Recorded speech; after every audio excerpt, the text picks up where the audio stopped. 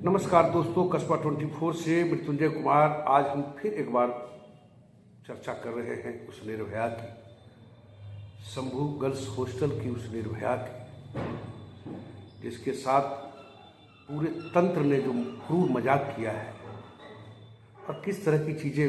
लोग तो कई तरह की बातें कह रहे हैं कि वो पहले से संपर्क में थे, उसने अपने माँ बाप को बता दिया। कई ऐसे पत्रकार हो गए हैं जो लगातार, लेकिन कई ऐसे बिंदु हैं जिस पर कुछ चर्चा ही नहीं हो रही है। और इन सब बिंदुओं पर आप देखिए ना, चलिए हम शुरू करते। पहले तो मुझे इस बात का बड़ा कष्ट है कि जनता और सरकार को इतना मैंडेट, इतनी बड़ी मैंडेट नहीं देनी चाहिए। लगता है हमारे यहाँ का विपक्ष जैसे मर सा गया हो, और सबसे बड़ी पार्टी राष्ट्रीय जनता दल, उससे तो उम्मीद है ना कम से कम, चूंकि सबसे ज़्यादा सीटों वाली पार्टी वही है आज के डेट में विपक्ष में। लेकिन उसकी भूमिका कहीं नजर नहीं आई, आक्रामक अंदाज नहीं दिखा जो राजद का अंदाज हुआ करता था। इन सब चीज़ों पर सड़कों पर उतरने का अंदाज होना चाहिए था। हाँ, कांग्रेस उतरी सड़क पे, लेकिन वो आक्रामक अंदाज नहीं था। विपक्ष की बात करें तो मैं धन्यवाद दूंगा पप्पू यादव का, जिन्होंने इस पे कम से कम मुखर होकर के कुछ बोला तो सही। कई लोगों को कटघरे में तो खड़ा किया। हॉस्टल में क्या हो रहा था, किस तरह की चीज़ें हो रही थी, उन्हें जो इनपुट मिला है, जरा सुनिए पप्पू यादव ने क्या कहा। मैं इसलिए कहता हूं कि इन्होंने मुखर होकर कुछ तो कहा, जरा सुनिए पहले कहा उन्होंने क्या। कि लगातार हॉस्टल के कई लोग इसमें इन्वॉल्व हैं, जिनका नाम बोल रहा हूं, और मनीष रंजन इनके सूत्रधार हैं। और मनीष रंजन हॉस्टल से लड़कियों का सप्लाई करता है और इसमें बड़ा रैकेटर है, इसमें कई लोग इन्वॉल्व हैं।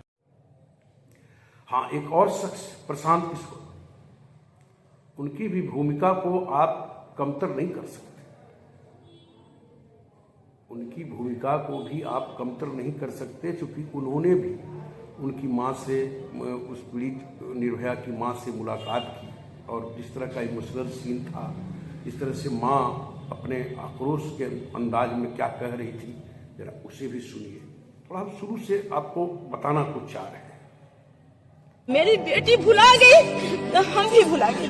मेरी बेटी खिलल मुरझा गई, मैं भी बाकी जब तक हम अथी नहीं करेंगे, जब तक इस करेजा के शांत देखते हैं, हम लोग कोशिश करते हैं, हम घबराइए। हाँ सर, जी माँ के लाल हैं, मेरा भाई बन के आए हैं, तो आप कर सकते हैं। लेकिन कई चीज तो समझ से परे है।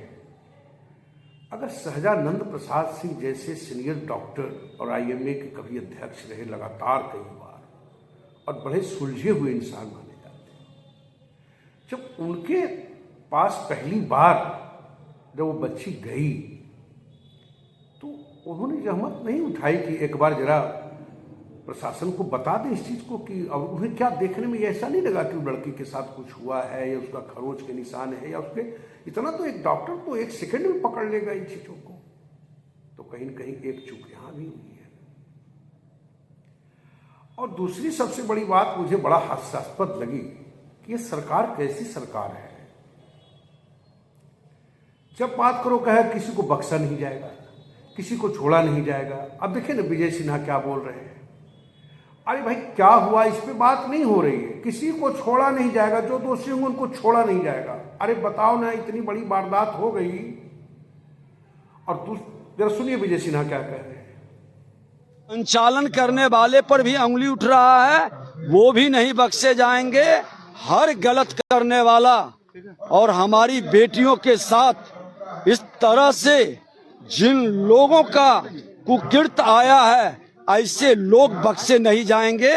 पूरी तरह से बिहार में कानून का राज स्थापित होगा, और कानून तोड़ने वाले को सबक सिखाने की पूरी जिम्मेवारी सरकार कर रही है। पट्टा को लेकर पटना पुलिस की भूमिका को कैसे देखते हैं, जिस तरीके से पट्टा पुलिस से पहले के बयान नहीं, उन्होंने सुधार किया है।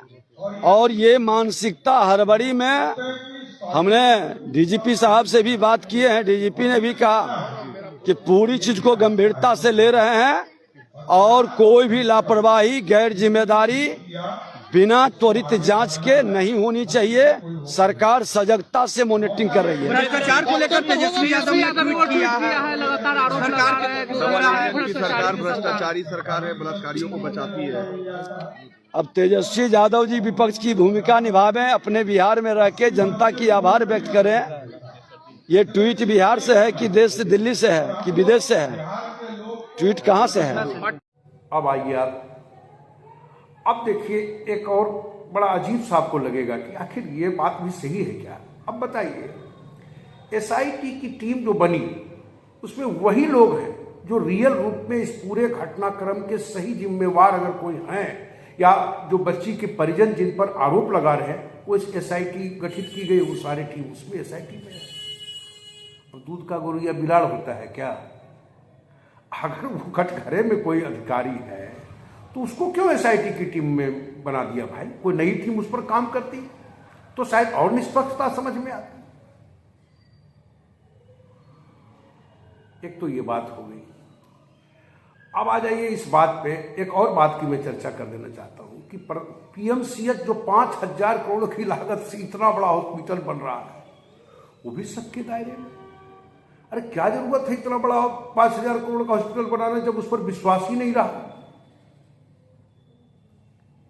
वैसे जानकारी दूं कि एम्स में पटना एम्स में टीम गठित की गई है और उस पोस्टमार्टम रिपोर्ट पर बजाते एक्सपर्ट की एक रिपोर्ट बनेगी। उसके बाद फिर बात यह है कि सबकी निगाहें वो वही पर टिकी हुई है कि एम्स का क्या रिपोर्ट आता है। मेरा कहने का मतलब पीएमसीएच इतना बड़ा हॉस्पिटल बनाया, उसकी विश्वसनीयता पर अगर सवाल उठ रहे हैं अभी से ही, तो इसका क्या फायदा है आप बताओ ऐसे हॉस्पिटल का। अब आ जाइए पूरे घटनाक्रम पे, लेकिन एक बात जरूर कहना चाहूंगा कि शायद जनता की सक्रियता, भागीदारी और आक्रोश सड़कों पर नहीं आता तो पता नहीं ये कहाँ किस फाइल में किसी कोने में कहीं दब गया हो रहता और उस निर्भया की मौत मतलब खुद के ही फाइलों में बंद हो जाती।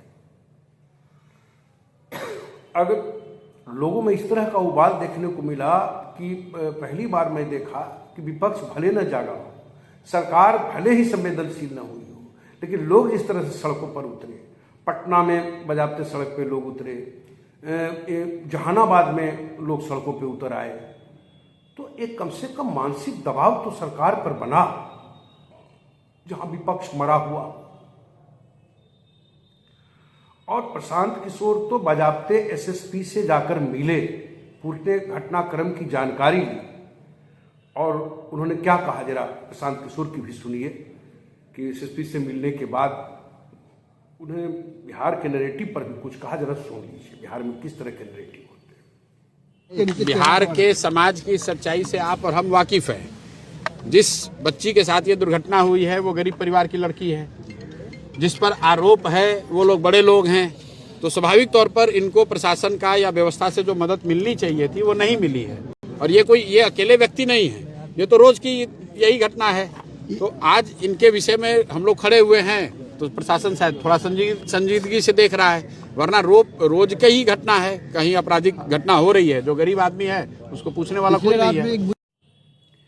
तो मेरा कहने का मतलब ये है कि अगर कोई कल्प्रिट है या कोई दोषी है किसी घटनाक्रम में जिसने लापरवाही की है, उसकी एसआईटी गठित करके आप क्या शो करना चाह रहे हो? इस पूरे घटनाक्रम को कहाँ ले जाना चाह रहे हो? कुछ ऐसे बिंदु हैं जो वास्तव में अनसुलझे सवालों का जवाब अब तक किसी के पास नहीं। हालांकि सोशल मीडिया या कई तरह के पत्रकार अपने अपने तर्क दे रहे हैं, मैं कुछ उन्हीं बिंदुओं पर बात कर रहा हूं जो मुझे स्पष्ट तौर पे दिखता है। एक पत्रकार साहब ने तो बजाबते उसके बारे में बता दिया कि 24 नवंबर को ही, दिसंबर को ही लड़की ने ही अपने माँ बाप को सब कुछ क्लियर कर दिया था, ये था, व्हाट्सएप चैट है, तो ये है, कई ऐसी चीजें हैं जो कि अब भी समझ से परे हैं। लेकिन ये अब तक स्पष्ट नहीं क्यों हो पा रहा और ऐसे लोगों को ही गद्दी पर क्यों बिठाया गया जो खुद इसके दोषी थे? सहजानंद बाबू की भूमिका हो या फिर किसी और हॉस्पिटल की भूमिका हो, प्रभात हॉस्पिटल की भूमिका तो आप जान ही गए हैं कि वहाँ अब मीडिया को कोई जाता है लोग तो किस तरह से आक्रोशित हो जाते हैं। अब देखिए, एक बच्ची एक उसी के परिजन बता रही है कि इसमें डॉक्टर, हॉस्टल संचालक और हॉस्पिटल, ये तीनों की भूमिका संदिग्ध रही है। सुनिए वो क्या कह रही है, उसी की परिजन है। शक हमको हॉस्टल पे है सर, पूर्ण शक है। उसके बाद हॉस्पिटल मिला हुआ है सर, उसके बाद प्रभारी लोग वहाँ पटना में जो थे सब मिले हुए हैं।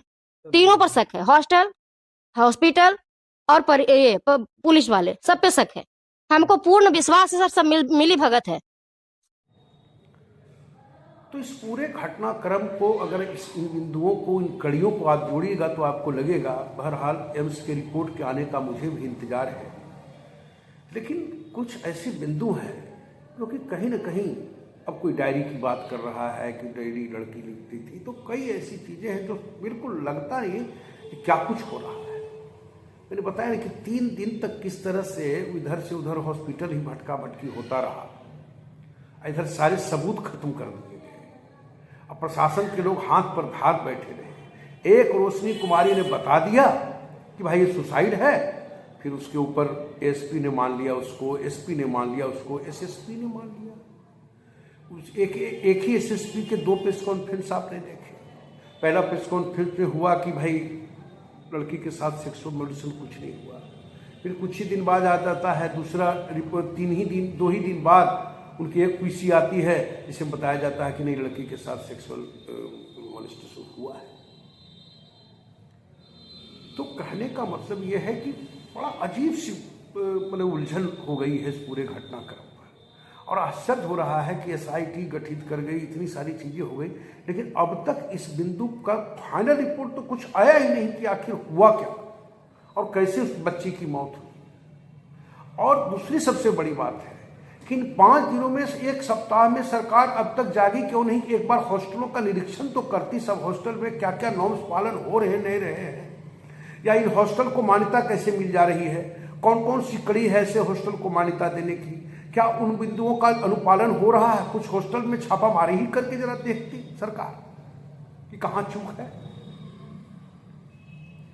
तो मेरा कहने का मतलब यह है कि वास्तव में जनता ने बड़ा मैंडेट दे दिया, उसका फलाफल है कि कमजोर विपक्ष जिस ताकत के साथ उभर कर आना चाहिए था जनता के साथ, वो नहीं हो रहा। तो शुक्र स्वतः स्फूर्त जनता जब सड़कों पर उतरी, संवेदनशील जनता, तब कम से कम सरकार की नींद खुली, प्रशासन की नींद खुली।